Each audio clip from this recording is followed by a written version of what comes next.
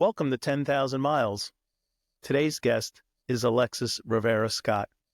You know, sometimes you just spend some time with your eyes open and you look around and you see what people write on their social media. And in this case, on LinkedIn. I came across Alexis and started following a lot of her posts. Great writer, great storyteller, super interesting person. And I said, man, I got to get to know this person a little bit more. 84,000 followers on LinkedIn, lots of comments to her content, super positive, great energy. So I reached out and here we are. We met for a little bit and then did an episode and it was fantastic. And I am excited for you to hear all about Alexis.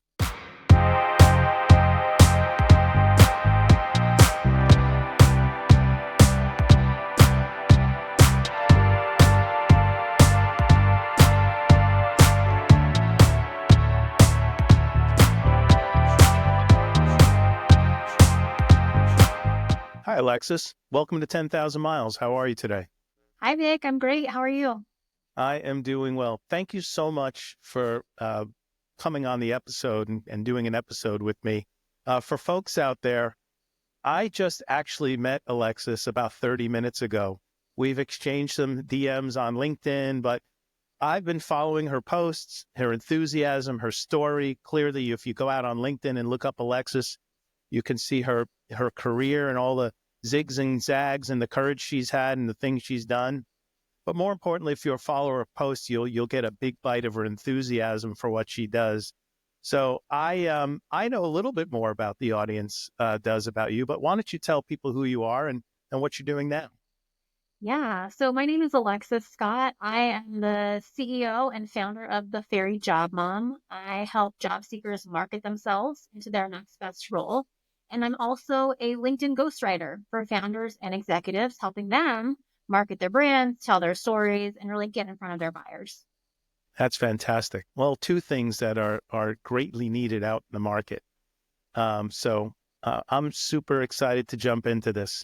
So, we chatted a little bit before we went live here tonight. I'll let the audience in on a little secret, and just trading some information about our past. And the thing I can tell you that I'm super excited to unpack here is that Alexis is not lacking enthusiasm, energy, and passion for what she does. And those traits, in my experience, after now 39 episodes, those things aren't accidents. These things come from somewhere. So why don't you take us back to where your journey started and let us know, like, how did Alexis start forming? Where did this enthusiasm come from? And feel free to take us back as far as you want or as recent as you like, wherever the light bulbs came on for you. Yeah, gosh. Okay. So my sales career actually started on a golf course, of all things. I was a beverage cart girl. And I made friends with the food and beverage director at the course, and he could see how interested I was in business in general. And so he said, we need a catering sales manager. I would love to teach you the business side of things. And would you be interested? And I said, absolutely. And that was really the first kind of big girl job that I ever had was as a catering sales manager. That led into me moving into hotel sales, hospitality sales. And ultimately, I left hospitality when I moved physically. So I went from Silicon Valley to Boise, Idaho. Boise is not a booming economy for hospitality sales. And I Okay. knew that. I knew that that was going to be a shift for me and I welcomed it. But ultimately that led me to taking my first marketing job, which was interesting to me. I had always been interested in digital marketing and I learned a little bit there, but I ended up going back to sales and really in the partnerships realm. I think that, for me as a salesperson, I am this is going to sound terrible. If you're in sales, I'm sorry, but I'm not a hunter per se. I like Okay. to say I'm a magnet. I like to attract Okay. me. And I'm also incredible at building relationships. So I took a Fantastic. partnerships role, which, hello, like excitement times 10 of attracting people to me and then building a relationship with them long term. So that was an ideal fit. I also ended up moving into my first leadership role, which was very exciting for me. I got to build a team and lead a team, grow a team. I went through an acquisition, which if you've never been through an acquisition, that's also excitement. Like in a Great couple, learning experience. a lot in a couple years. Great learning experience. Absolutely. Hey, let me And ask you a question real quick, yeah. because you said something that's intriguing. You're not a hunter. You're a magnet. Why don't you tell, I think I know what you mean by that, but well, let's unpack that just for a second. What do you mean by that? So I, how do you like, okay, we're going to have a sales conversation here. So like, I'm Yeah, not that's doing okay. cold outreach. I'm not reaching out to people and just saying, hey, do you need a ghostwriter? Hey, Yeah. do you need help service? Hey, do you need this or that? I am authentically me. I Yeah. share content that my potential buyers could find interesting, solving their problems, answering their questions, just talking about the problems that I'm solving. Yeah. And through that, whatever the powers that may be in the words that I'm choosing, I draw them to me. So my goal is make noise and get inbound leads. And Yeah. it was And do things very that resonate with people so they reach out to you. Yeah. Okay. exactly. Yep. I think that's a good distinction and a good clarification. And it's something for people. I always love when people find nuggets, and we talk Mhm. about bringing value all the time in sales. And I think that your approach is highly underutilized because I think it takes an incredibly special skill to execute on it. Well, some might argue that that's marketing, not sales. Okay. So I think that that's an important distinction as well. The line between the two is very gray. Sure. And stepping fully into marketing later on down the line in my career, I very firmly saw how my sales expertise and background benefited my role in marketing, and how Okay. if I was to go back into sales, my marketing expertise very firmly helps the sales role. So they're super intertwined. And I mean, I could talk about that for a while too, about misalignment there, but um, it's an interesting what comes first, the chicken or the egg situation. Yeah, sure. So you made your way from the cart What into into travel the tech? hospitality, right? Yep. Yeah, so travel tech, like I said, built a team, went through an acquisition, and then COVID hit. And as we all know, the first industry that got really, really hit hard when COVID hit was travel. Everything Oh shut yeah. down. My team and myself, we were let go very, very quickly. And I started a LinkedIn journey. I started building my network, building my community. It ultimately led me to my next sales partnerships role. But it also led me to my passion for helping people get hired. And through LinkedIn, I started telling my own journey, my own job seeking story, and kind of learning what was working and what wasn't. When the company that I ended up joining was hiring, the founder actually reached out to me. This is a really interesting story. He had an investor in his previous company who was an investor at my previous company. And so he Okay. said, hey, so and so invested in my company. I saw that you worked for them. Like, how's it going? And this was a time when I was unemployed, and I said, not that great. I need a job. And so we started talking, and he told me about this company that he was building. And I listened to him, and I said, this is incredible. You have found a way to help people get hired and to make money. That's amazing. And so I followed him, and I had through the grapevine met his COO. And when I saw that they were hiring, I immediately raised my hand. And there were only two jobs available at the time. One was marketing, and Okay. one was candidate experience. And I knew I did not have the experience or skill set to take the marketing role. I knew that already. And so I volunteered for the candidate role. And the COO immediately reached back out to me and said, hey, we are so excited to get your application, but what are you doing? Like, this is not sales. And I said, I, I just want to work with you. I love what you all are doing. I'm really passionate about it, and I would love to join you. And so she said, okay, give me a minute here. And when she replied, she said, we were not going to hire for this yet, but we really would like to work with you too. Would you be interested in building out our partnerships function? Essentially selling recruiting services to these companies to then hire the graduates. And I said, Okay. absolutely, 100%. Yes, yes, yes, yes, yes, all day long. Sales and, helping people get hired. And I really used that mission to drive the partnerships that I was building. Like for me, if I wasn't building partnerships, that meant that there were not opportunities for people. And so it internally made me want to work that much harder because it is so important to me. So was very, very successful, built 150 plus partnerships with startup founders, sales Wow. leaders. Um, and, everything was great. But personally, I had reached a ceiling, with that organization, and I was tired. I didn't know that I wanted to sell anymore. And I thought maybe marketing, again, attracting, right? I had helped them build their brand significantly through LinkedIn, Yep. built my own brand significantly through LinkedIn. I think at that point I was at like, I don't know, 35,000 followers when I left them. Okay. Um, and we left on amazing terms. Like, I'm still friends with my old boss. I have gone and stayed at her house since leaving. Like, incredible, incredible relationships built there. I took some time to think about what I wanted to do next, and I ended up taking a full on marketing role.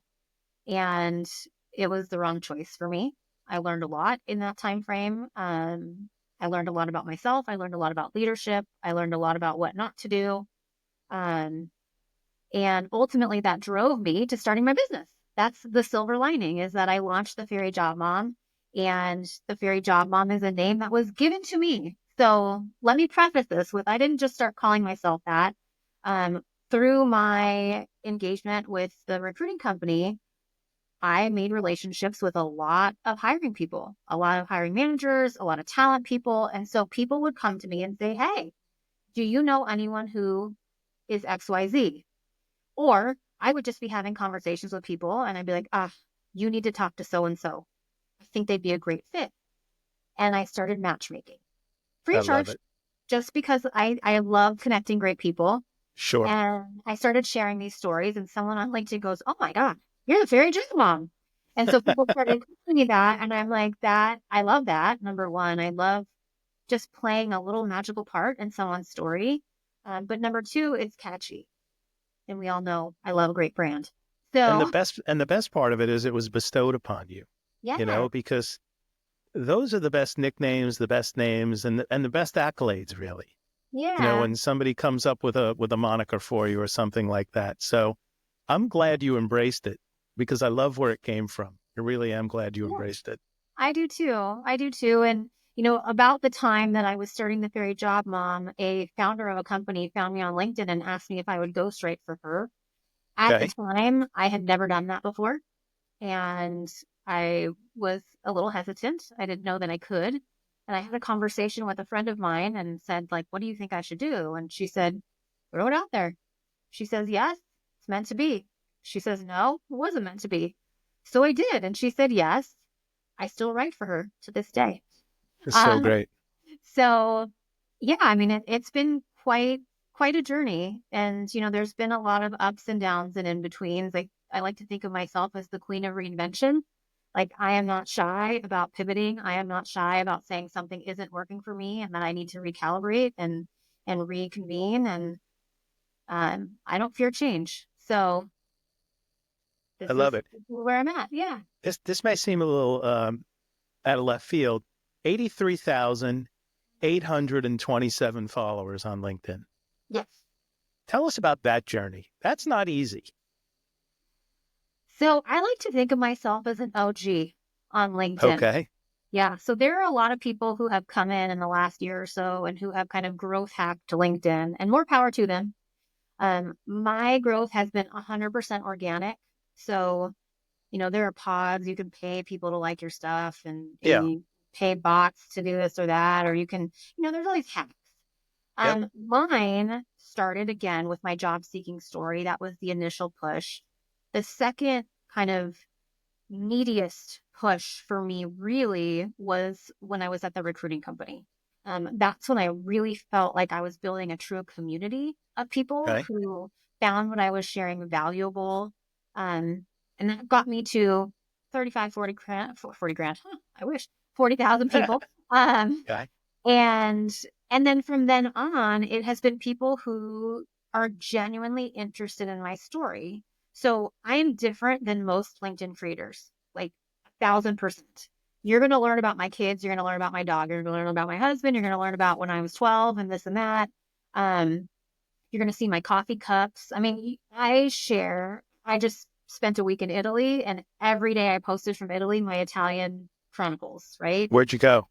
We went to Milan, and we also went to Florence and Oh, Switzerland, and it was Incredible. Absolutely I incredible. loved Florence. I got to go to Italy. What we did it when my daughter graduated college, Fun. and I was turning 50 at the time, So fun. and standing at the foot of the David was a humbling experience. I feel like that about all Italian everything, right? Like, how do they believe Humbling. that? And then to think when we made our way to Rome that we were in the Sistine Chapel and the same person who created the David painted the Sistine Chapel. With the kids were younger and we were making our way through and my wife looked at me and go, are we ready to exit? You're coming through the front and you go out the back of the Sistine Chapel. And I just said to them, I said, hey, if you guys want to leave, it's okay. I understand. I said, I need a few minutes.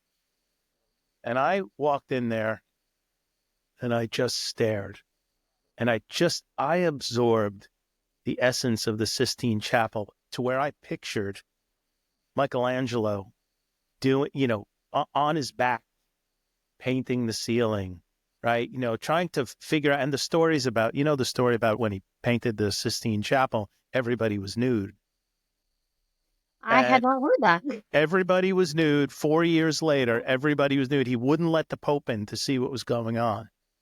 And so he's like, ta-da, come on, check it out. I just painted the Sistine Chapel. They walk in and everybody's naked. And the Pope said, this is fantastic. You got to put some clothes on these people, and a year later, everybody had clothes. So the clothes were an after effect of after they painted it. And having known that story go in, you just picture this whole thing. And to think that when I stood at the foot of the David and you see the veins in the stone that look like there's blood going through them, I was just in awe. I'm sorry. I just loved Italy.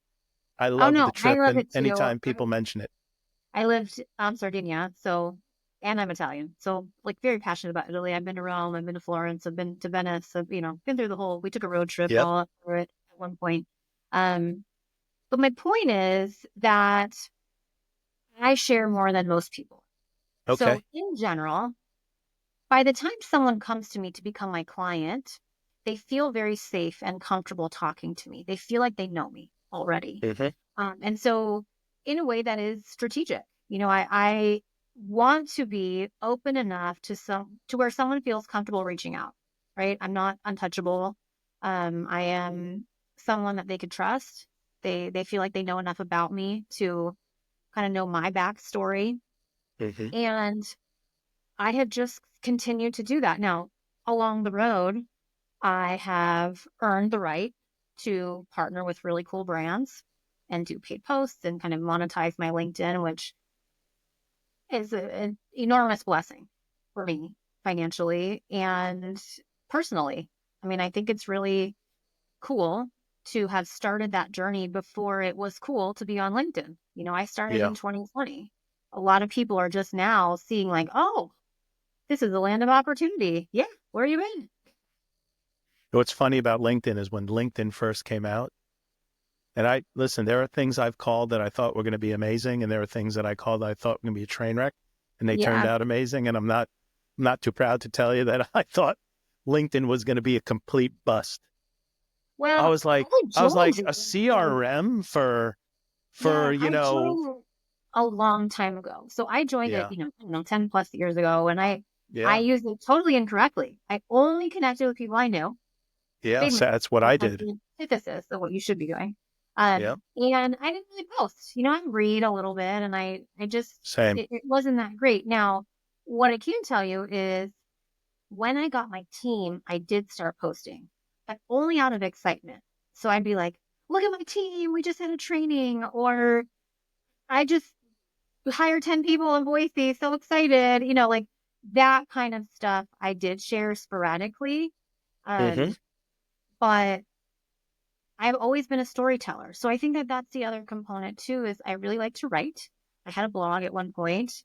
Um, and I don't know, I just find that I have a knack of using language and words to connect with people. And so I've leveraged it on LinkedIn. I have a TikTok secretly. My TikTok is not Okay. personal, but I built TikTok to 26,500. Yeah, 26,500 since March. I Okay. mean, it's all through stories. It's all through Yeah. just talking about life and things that I think about and ponder. And um, the one piece of the puzzle that's critical is that as different and unique as we all are, we are just the same, right? Like Yeah. we all wake up every morning, put our pants on one leg at a time. That whole thing is accurate. I don't care how Sure rich you thing. are, famous you are, whatever, like you're a human.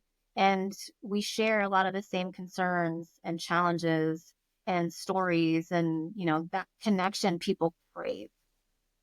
Alexis, for people who might be on their own journey of trying to increase the visibility of, their own persona, Yeah. is there, what would you, how can I say this?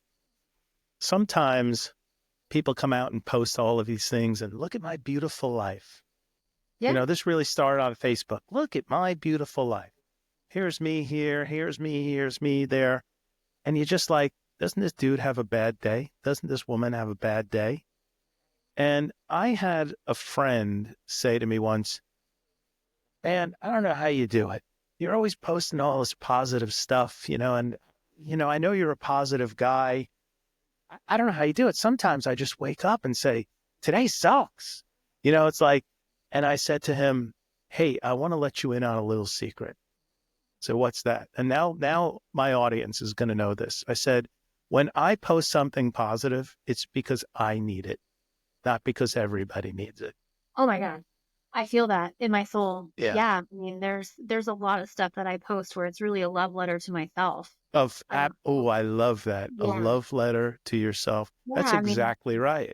positivity mindset is huge. Yep. So oh no, I'm wearing it. Can you read that? Oh I no, it's fine. can't. What's it say? Keep going. I love it. So, It's funny. My friend, you know what he does now when I post something positive? He calls me and goes, dude, everything okay? oh, Yeah. I go, no, it's great. I'm great. I go, it's like a muscle. I said, it's a muscle. You gotta work it out, yeah, You've got yeah. to I mean, work I it out. think, for me, the biggest part of this entrepreneurship journey has been not giving up. That's been the hardest part. I mean, I have thought about going and, I'm very well connected.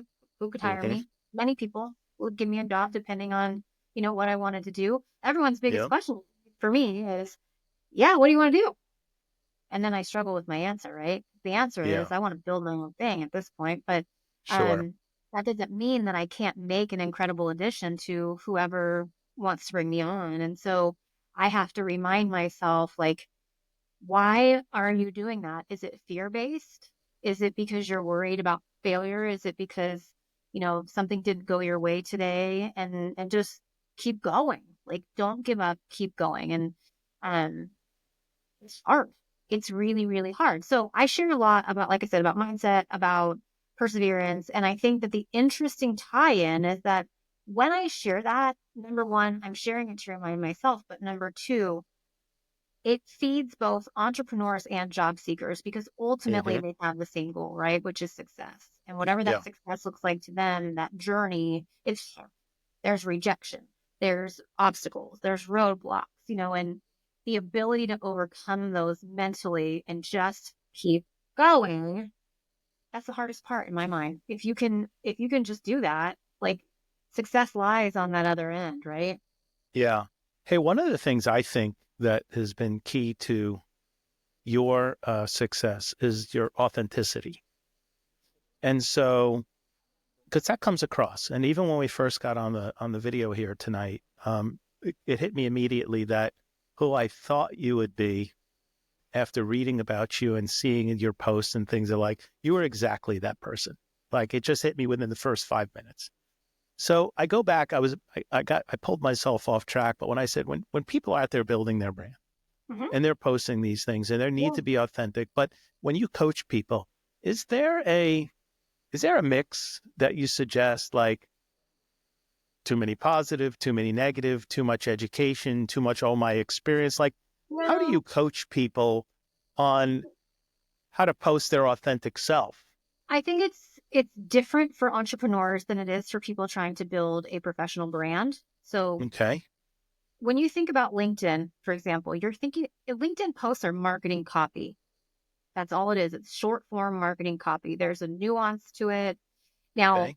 when you are an entrepreneur, ultimately your call to action is going to be to connect with you to do business. That's why you're there. Mm-hmm. 99% of my clients, I do have one client who really loves speaking engagements. So that's kind of her goal. But the vast majority of clients, they want to drive those inbound leads. And so the way that you share your experience and then include that call to action at the end is what's going to drive those leads to come in. Now, when you are employed and you're not looking to start a business, but you want to build your brand as an expert in the field, that's a different ratio, right? Like you have a little bit more leeway, in my opinion, to share more of who you are from the perspective of you're not really trying to like drive leads now, unless you're in sales. So let me Okay. preface it with that. If you were in sales and you want to leverage LinkedIn to sell the shit out of whatever company you work for, great. Yep. You can absolutely do that. Um, but let's say I'm a project manager and I just want to establish myself as a project manager and be known as the top of my field. Mm-hmm. You're going to lean in to your expertise and your knowledge. And I always say, talk about the problems you're solving. That's my favorite thing to say. What problems are you solving? What challenges are you overcoming? And then weave in your career journey. People want to know, where did you come from? How did you get started? What have you learned along the way? All of those things. That's how people connect to you as a person. The other Yeah. stuff positions you as a thought leader. When you're an entrepreneur, it's really interesting. Sometimes I talk to people who really do not want to be the face of their brand. And it's a massive miss, in my opinion, because people love connecting with people. Yes. 100% why I have seen the success that I have is because I share so much. I will die on that hill. Like, do I think that that fits everyone? No. But for me, opening myself up and sharing who I am as a person, not just the skills that I have allowed me to pivot and grow as Alexis Scott. Am I the fairy job mom? Yes. But if tomorrow I said, I'm not doing the fairy job mom anymore, I'm doing this, I still have an entire community that is connected to me as a human who would Yeah. come along with me for the ride.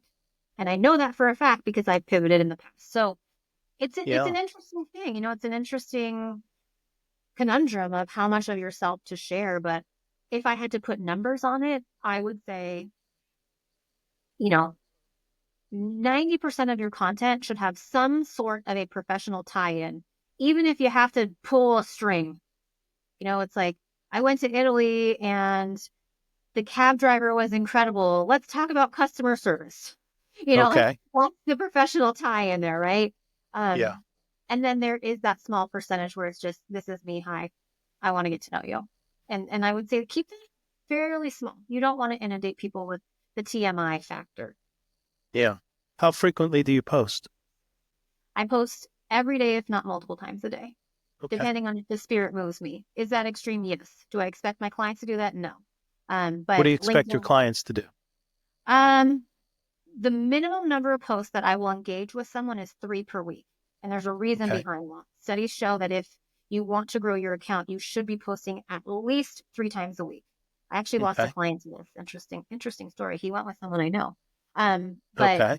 he wanted to do twice a week. And I said, I don't believe that that will get you the results that you're looking for. So unfortunately, I can't offer that service. My goal is to give you the results that you want. I don't care who you are, how much money you have. Point is, like, I stand behind the work that I do, and I'm not going to Yeah. steer someone down the wrong path. Um, so 3 days a week to start, especially if you haven't been posting on LinkedIn is a muscle. The more you build it and the more you practice, the better you get and the more frequently Mm-hmm. you can post. Yep. I have some clients that post 5, 6 days a week because they love it. So I'll write for them to a certain amount and then they pepper in their own stuff because they're just excited and they see it working. So anywhere 3 to 5 days a week, I'd say is average for people. But you Is have to that the remember, same for a company as it is an individual? uh, yes, I think a company should be posting 3 to 5 days a week. Now, will the company see the same results? In most cases, no. Your personal Okay. account gets far more reach, far more engagement than a company account. So anyone running LinkedIn social media for a company, like, don't get sad about it. I'm sure your performance is great and Yeah. normal. Like your founder's account is so much more valuable. Does a repost and a comment count as a post? Well, a repost technically counts as a post, but it doesn't Yeah. count as original content. So, like, there's a difference between organic content and a repost. A repost will not get as much reach as an organic post. Period. Exclamation point Yeah. times. So, also, if you think, which logically this would make sense. So, this is very counterintuitive, but most people Okay. think, okay, I'm going to repost something and I'm going to add my thoughts because my thoughts are authentic to me. It's a Yeah. great idea. LinkedIn actually penalizes that. So if Really? you, yes, which is so dumb. I can't even, don't get me started. Um, so if you're going to repost, I recommend you just hit the repost button and let it share. Interesting. Or if it is something that you can reshare in a way like an article or something of that nature, like a picture, whatever that is, take it, credit the source, and create an entirely new post. That's going to Mm. get you the biggest bang for your buck. Okay. That's very interesting. I guess much like YouTube and TikTok and Facebook and all of these things, these algorithms are just cranking away, and LinkedIn is Um, no different. and they LinkedIn is no change. different. I mean, this is the thing is that, when you become an expert in a certain platform, you get really good at monitoring trends and seeing what's working. And when something shifts, we feel it. Like right now, impressions are down. I think the recent statistic I saw was 40% for most people. I'm Wow. How feeling it. come? Something shifted in the algorithm. And so I myself, I'm feeling it and going crazy because I'm like, what is going on? Like, I haven't done anything really differently, but maybe that's the answer. Maybe I need to do something differently. Maybe I need to shift. And so it's really being agile and kind of flexing with what people want. The other thing is LinkedIn is doing a massive shift towards a video. So before I used to say like, if you don't want to do video, no one really cares. It's fine. And now there's such a huge push that even I myself, I hate video and I'm on there making videos. So Mm. Is that actually loading a video to the platform, or does a link to YouTube count? no, you need to add a video. You need Well, to add the video. yep, Okay. and it needs to be vertical. Those are the best performing. Okay. Like the old phone Yes, portrait deal, right? yes. Think very TikTok. Okay. Yeah. Okay. That's pretty interesting. Well, that's good information for people. I want to reel us back almost to the beginning here, because there was a piece of the story we talked about before. You started working in the beverage industry in the golf community, right? Yeah, But yeah, you went into hotels and hospitality there, and yeah.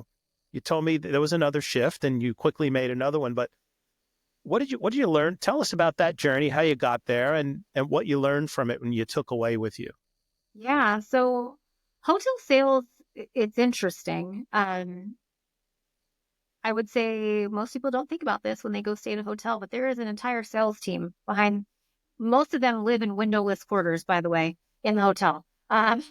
But I started doing catering sales for the hotel at the Marriott Fisherman's Wharf. That was the first hotel that I ever worked at in San Francisco. And I've stayed there.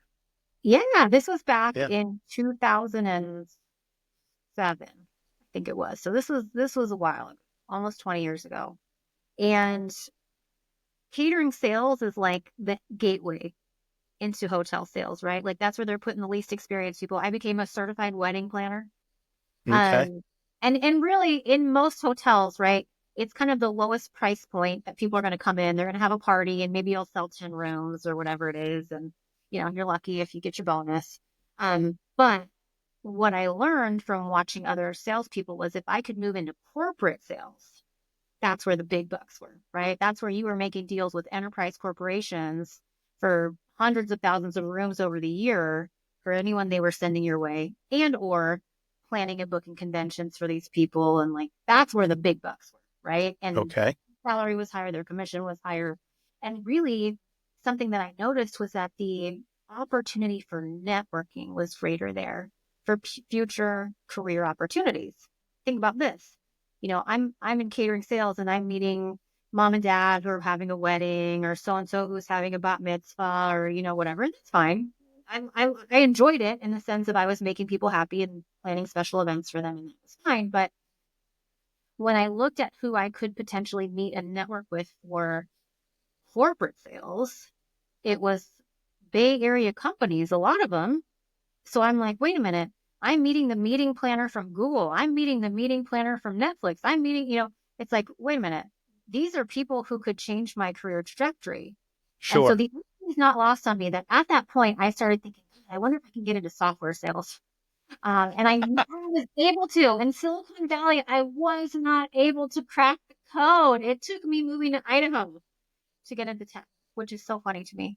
And now, I know so many tech sales leaders, and I've attended SaaStr many a times, and it's just Hmm. funny how the universe works. But yeah, it's really interesting. And I will say too, hospitality sales is like the dinosaur of sales in the sales function, technology Okay. wise, process wise. Um, and then, moving into tech sales and seeing how technology itself could be leveraged in your sales process, it was very eye opening to me. Wow. When I looked at this this is so sad. Okay, I'm going to tell you a little insider secret. When I worked All at right. this company, they were so damn cheap. They didn't even watch CRM. We were using Google Sheets. Okay. Wow. They ended up migrating to Salesforce after I left, after COVID happened, and then they got all this money from the government. They bought Salesforce. But while I was there, my team was literally managing outreach and touch points on a Google Sheet. I'm not surprised. Yeah, I'm not painful. surprised at Real all. pain. Hey, I want to pivot if you don't mind, because there's a whole other facet of what you do. We thank you, by the way, for all that information, the great value for the audience here on LinkedIn. And I think we could probably do an entire podcast on it. Oh, But yeah. I would be remiss if I didn't ask more about the fairy job mom and the Yes. career coaching and things like. I happen to be very passionate about this topic. I think it's a service that is underserved, and I think there's a skill. It's very specific and unique. And I'm interested to hear about your journey. You said the name Fairy Job Mom was bestowed upon you. You're sort of this highly networked, putting people together Yeah. kind of person. Why don't you open that up for a little bit and tell us more about how you got into that, and let's go deep on what you do in that space. Yeah. So, really interestingly, when I left the company that trained people in software sales and helped them get hired into sales jobs, I had very many people reach out to me and say, let's start a recruiting company. And I was very firm on the no. I said, absolutely not. I essentially worked at a recruiting agency.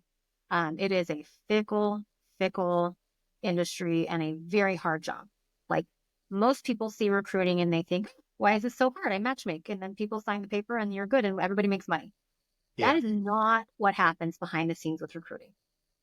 What Shaking his happens? hand at the very last. Okay, let's talk about it. So Yeah. let's say, let's say you are a company and you've been interviewing candidates and you have your person and you're super excited and you want to extend an offer. And as a recruiting company who is managing this person, you're very excited too because you're about to get paid. You got the magical candidate.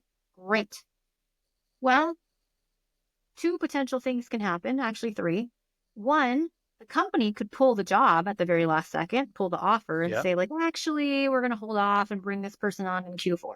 Oh, great. We just put all of this energy in the search. Our person is excited. They could have potentially given notice. We don't Yeah. know. Oh my gosh.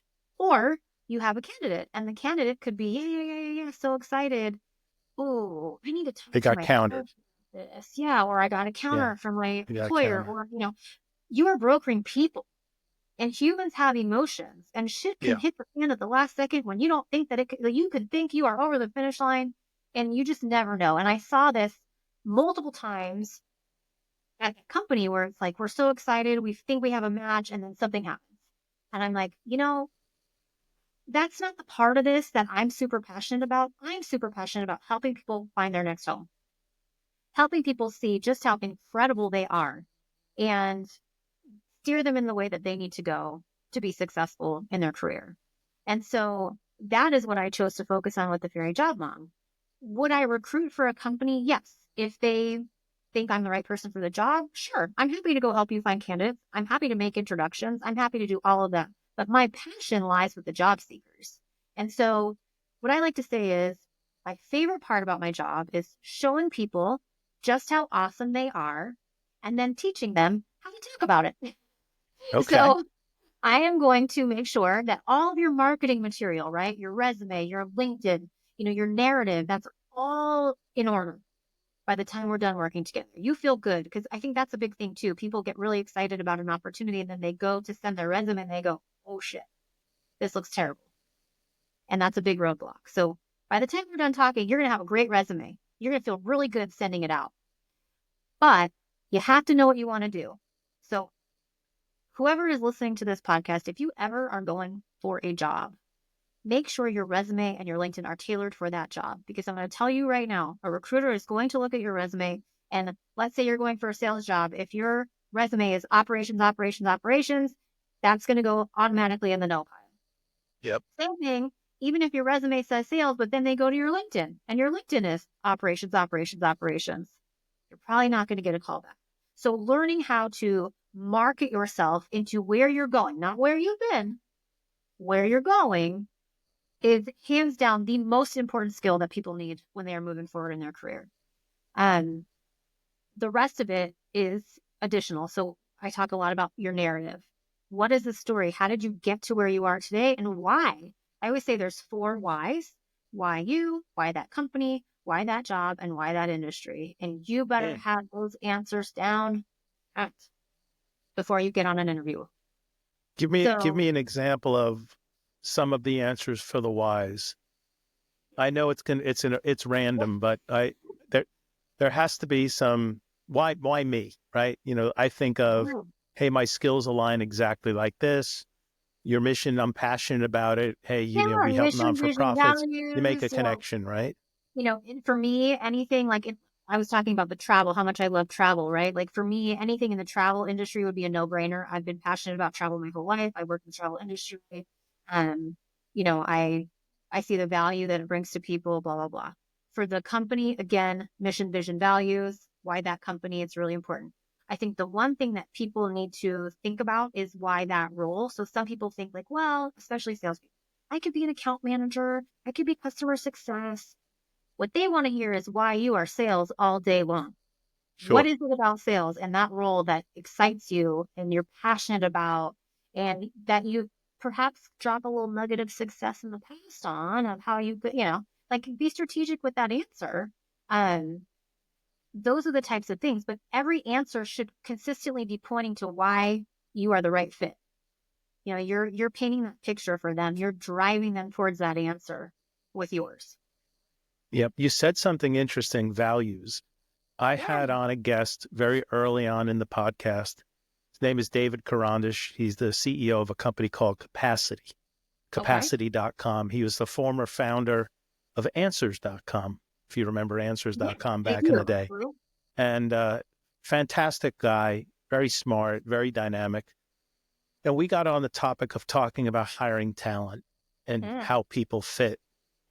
And I think you're going to find this interesting because it kind of floored me. And I felt dumb for a minute. I was like, Oh, how did I not think of that? This is so intuitive. So yeah. he was trying to figure out how to recruit, hire, and retain the best talent. Yep. And they had fits and starts. They'd hire people they thought were great. They were constantly turning and tweaking all their interview processes and discovery processes, and they just weren't having the numbers he really thought he should be getting that for what they were investing in this process. Mhm. So he decided to try something different. He created a 6-point scale. And there was a reason for 6, and I'm going to tell you in a second. But the 6-point scale was all about trying to figure out how people's values aligned with other people's values in the company, and particularly the values of the company. So, and 6 points was important because you couldn't be neutral.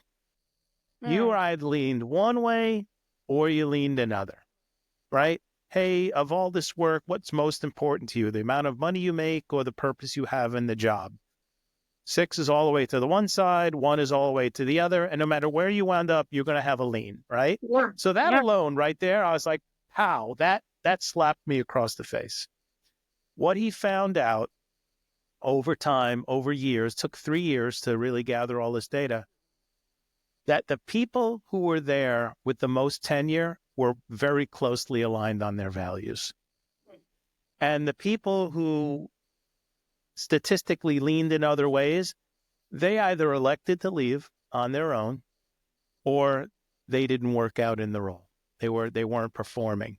But values. So this person, now it's funny, I actually told that story to somebody else in the company because I got to talk to the chief revenue officer and some people in sales at a conference. And we were just, oh, we saw David on your podcast. And yeah, I said, the thing blew me away. And they go, yeah, we took that test.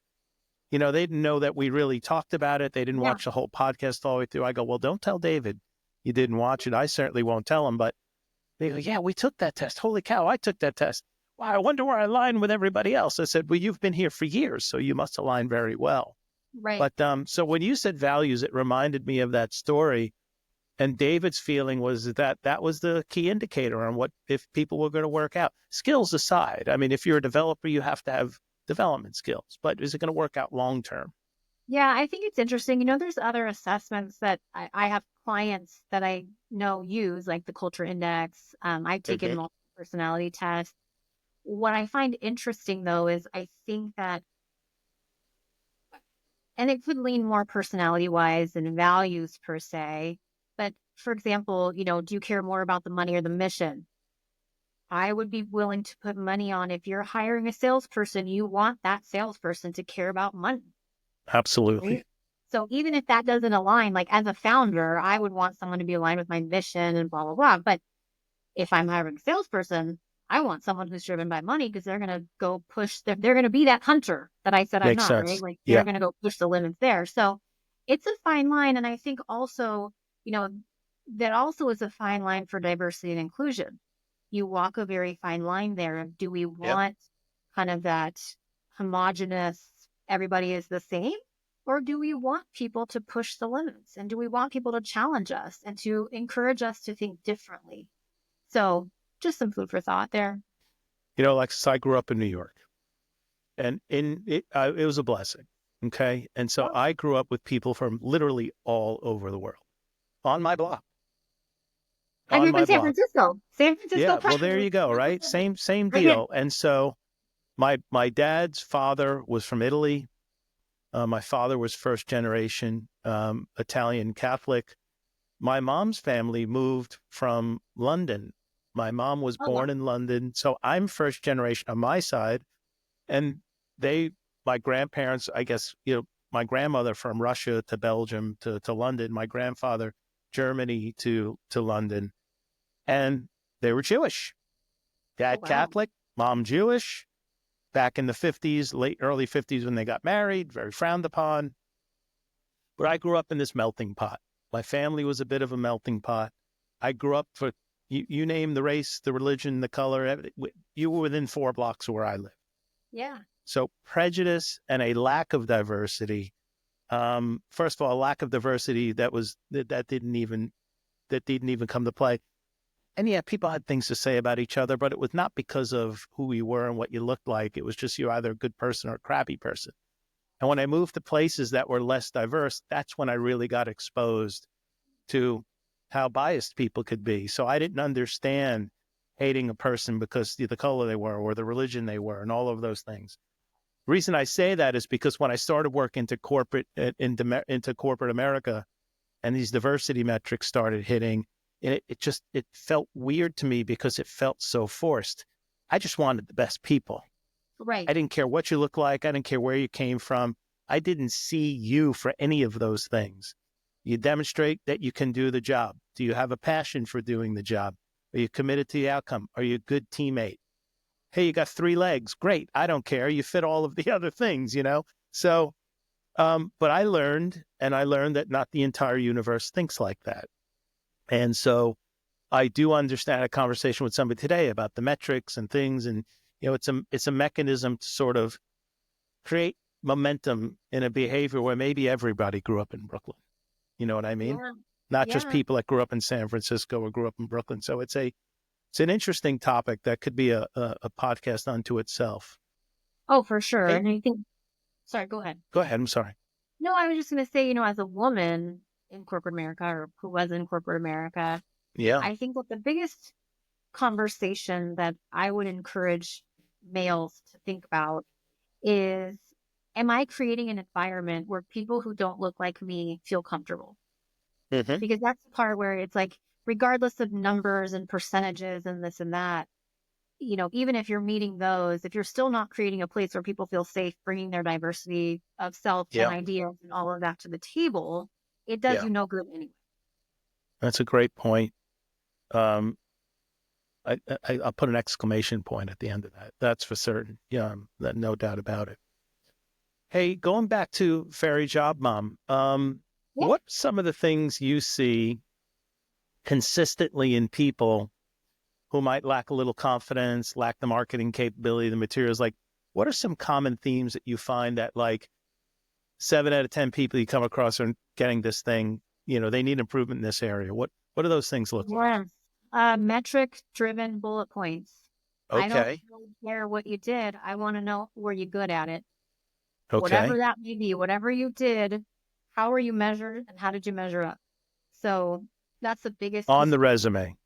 on the resume. Yeah. So if you know, even if you manage a team, tell me how many people. I always say, like, if you can't identify measurable results, give me the scope, right? Let's say you Yeah. manage accounts. How many accounts? What industries? Tell me a little bit more about. Um, and so the other thing is, if I can slap someone else's name on that bullet point, it's not a good bullet point. It needs to belong to you. I need to know it is identifiably yours. Give me an So, example of that. okay, so let's say manage a team in sales. Okay, let's talk about that. How many Okay. people did you manage? What Yeah. regions did you cover? Yeah. Um, now going into metrics, what was their total revenue that they earned? Like you can dive into that so much deeper to That part where, I get. You said yeah. something about flapping somebody's name. Oh yeah, no. So let's say if I just said manage the sales team, think of how many people I could put their name on that. Okay. That's Is not a that good something bullet. you want to do or No, no? that's a terrible bullet point. If I can just Okay. Yeah. put Yeah. any other sales manager's name on that, that's a terrible Huh. bullet point. So I'm saying drill in, make it your own. Think of the things that make that duty, that title, whatever, uniquely yours. Same thing about, if you want to have a summary, I would say, does this look like I could Google it? If the answer is yes, it's terrible, get rid of it. So Okay. what can you put in there that again is uniquely yours? How many years of experience do you have? What were some of your big wins? Are you award winning? Did you go to President's Club? What was your largest deal size? Those are the types of things that you can intro with, but measure them against what they're looking for. So if you were in sales, like for me, if I was in sales years ago, and I'm not going for a sales job, why am I putting that Yeah. I'm in President's Club? I need to think about what type of role I'm going for and what I have accomplished in regards to that role that is noteworthy or interesting to someone who might be hiring me. So again, you're Interesting. constantly using the job description as your measuring tool. Like, what have I done that meets the requirements? If there's something on that job description that I have done, there needs to be corresponding information on that resume to show that I've done it. Don't ignore it. Metrics, metrics, metrics. Yeah, and it's the hardest Delivered, for a lot of large scale people. project, managing a team of 100 people for a 9-month project. Cost of project was $100 million. We had a 42% ROI Yeah, realized in 14 months. exactly. Yeah. I Okay. can't slap Yeah. my name on that. I tell you right now. But no, I think that's very valuable for people. One of the things that I've helped some people with, and I don't do it professionally like you do, and I don't do it often, but I'm a big believer in you create this story about the job. In other Hmm. words, hey, you're hiring for this role, and I think these are the core competencies needed for this role in this industry. And then I always encourage people at the very end to type. So here's a core competency. Let's say it is, expert in, the regulatory compliance around data and data privacy, and you list the 5 things underneath it, right? Hmm. But that header will pull back to the back. This is not in a resume format. This is more in a presentation format. Yeah. Then I take all of those big nuggets, compliance, boom, boom, whatever they are, there might be 8 or 9 of them. Then I encourage people to map their successes with metrics to those core competencies. So So I I teach that had a colleague that everything. needed to help bring a bank compliant. Hey, managed through SEC audits or OTS audits successfully with a rating of a plus or whatever that is. Did that in this year, and so you map them. So you sort of connect the dots for people, right? That's what you're Yeah, saying. absolutely. So I Yeah. teach it in a little bit different format because most Okay. of my people are not doing a presentation, right? So this is how we're going to get our foot in the door. How are we going to get that first conversation? I always tell people right now, you are not looking for a job. You are looking for an interview because you cannot get a job without an interview. So that's phase one. Um, Okay. so with that is going to be your outreach, and that means cover letter, and it also means LinkedIn outreach to recruiters and hiring managers. In that Okay. outreach, you are doing exactly what you said. You are pulling Okay. three competencies that you are looking for, and you are directly tying your experience to that and saying, here's why I'm a And straight by up to the intent. LinkedIn outreach, that's just a DM, right? Okay. And Yep. so you So investigate the role, you find out who potentially the head of recruiting is or somebody in recruiting, the hiring manager, find at yeah. least 3, grab 3 competencies that are listed in the role and the job, map it there, make sure your LinkedIn matches, make sure your resume matches, and go. I love And that. follow the That's a great. instructions, Will. So more often than not, you're going to go apply on the site. And when you reach out, you're going to say, Yes. I've already applied on the site. Because if you haven't, they're going Yes. to be like, you need to go Of apply. course. So you want to check that off the list. I just applied to this role. I'm super excited. Here's how I'm a fit. Here's my resume. Would love to have a conversation. And the like insider tip is if you are reaching out to a recruiter, I always add this at the bottom. If you are not the recruiter working on this role, I would so appreciate it if you could forward my information to the person who is, I love it. because it shows that understanding that just because you're a recruiter at the company doesn't mean you're hiring for whatever. Recruiters get assigned certain roles that they're hiring for, right? If I'm not a sales recruiter and you're looking for a sales role, your application does me no good. I get no credit if you get hired. So what is my incentive? So even just you showing that knowledge and that appreciation of my time and understanding that I might not be your person, in my humble opinion, they're more likely to be like, cool, yeah, let me get you to that right person instead of just closing the thing and saying, nope, that's not my role. Hey, that works in sales too. Exactly. Because often you think you've got a decision maker or an influencer or somebody who may or may not be responsible for a particular solution. Hey, I apologize if this is the wrong person. That's a perfect, move. But if you're not the right person, Well, forwarding this on to them would be greatly appreciated. So I think that approach job applies. searching is Yeah. sales and marketing. I will say it all day long till I'm blue in the teeth. Your marketing material is your resume and your LinkedIn and your narrative. And then the rest is your sales process and your Hmm. tools to learn and messaging. That can open doors for you that you otherwise might not, opportunities, the conversations. I always say, have as many conversations as you possibly can. Truly. Even if someone approaches you with a role that you are not interested in, I do not care. Take. Amazing. When we're done here, and that's not for a little bit, I'm going to want to talk to you about a friend, but we'll come Okay. back to that. Yeah. Who could possibly use your help? But what are some of the things people are doing specifically to stand out, aside from the reach out to 3 people on LinkedIn? So I have a resume, I've tailored it, I've made my LinkedIn look much like I'm the exact person for the job. I've reached out to 3 people, but what can I do in the resume outside of metrics? What else can I do to stand out?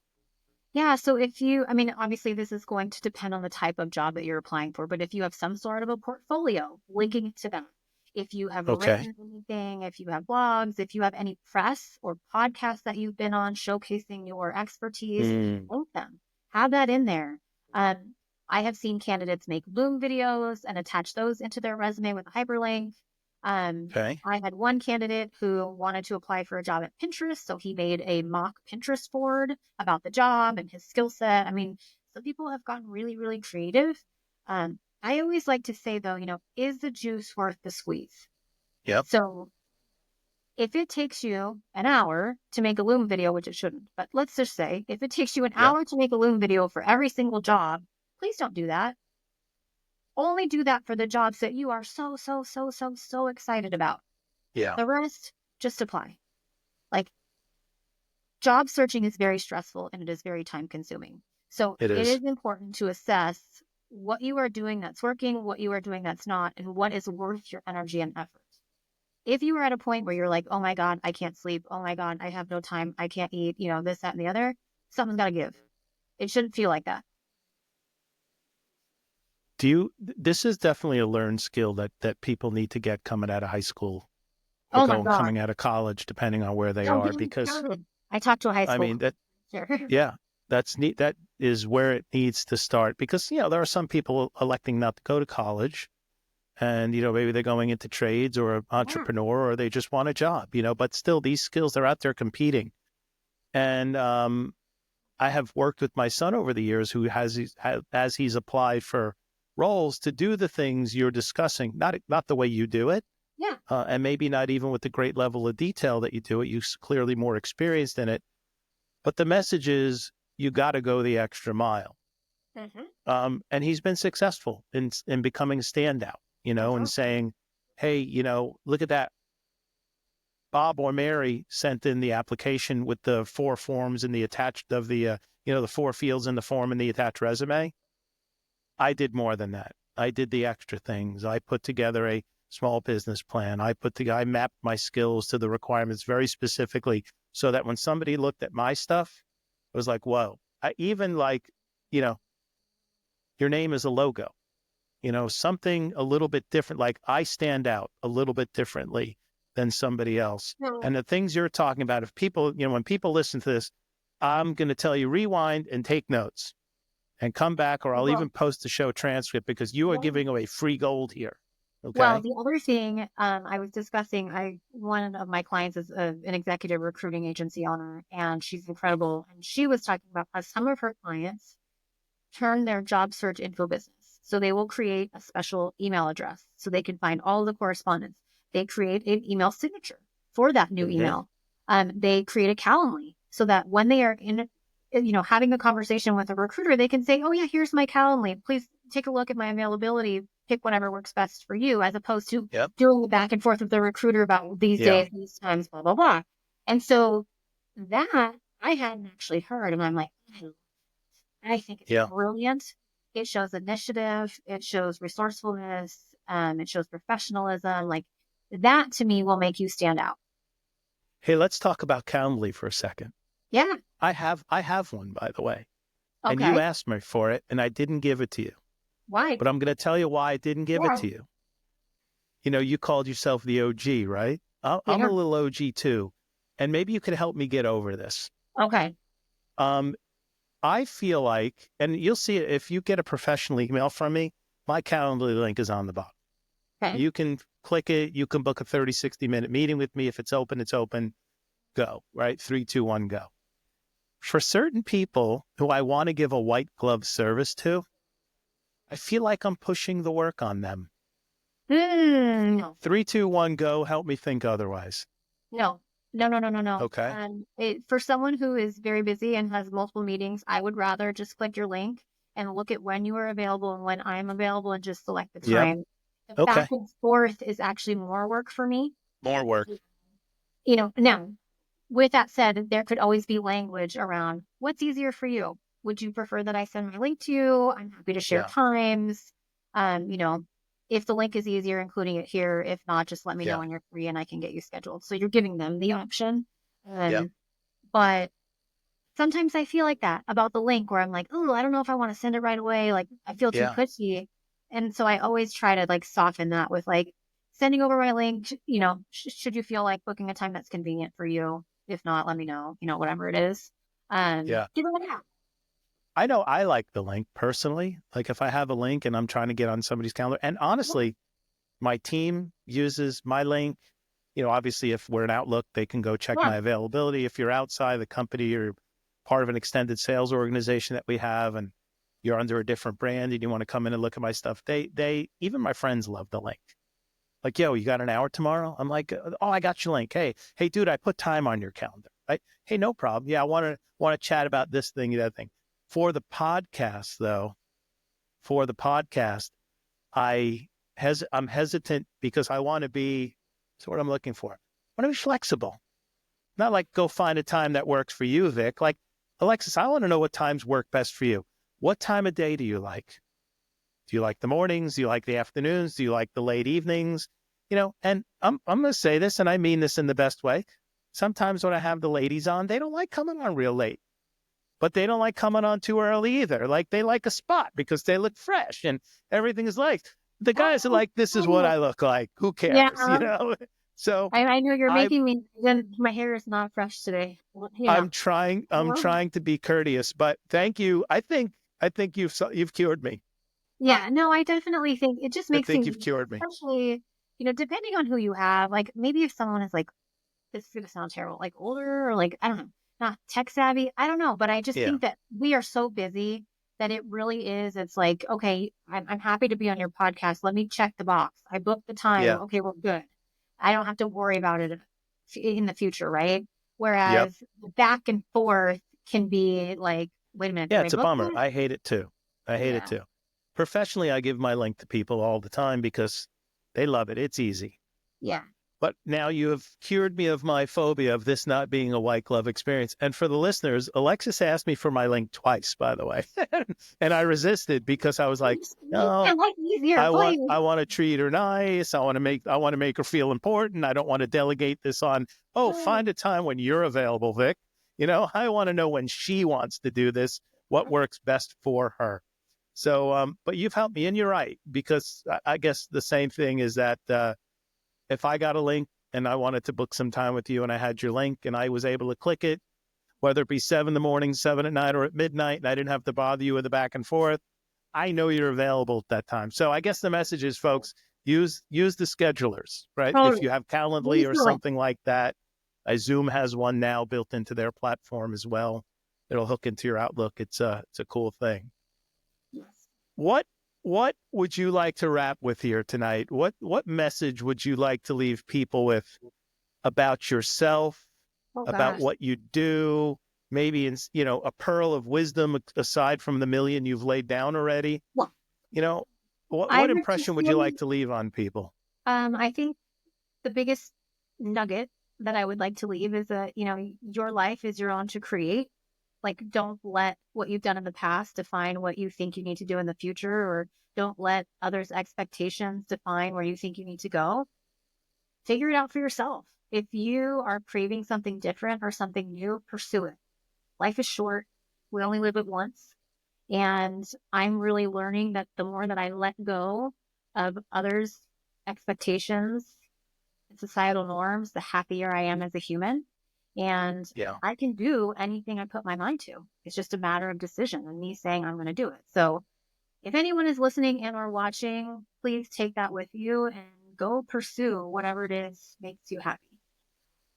I love it. Well, I can't thank you enough for this evening. First of all, for the folks out there, I consider myself a pretty easy judge of people. And I knew by reading and watching some of the posts with Alexis that we were going to hit a home run tonight.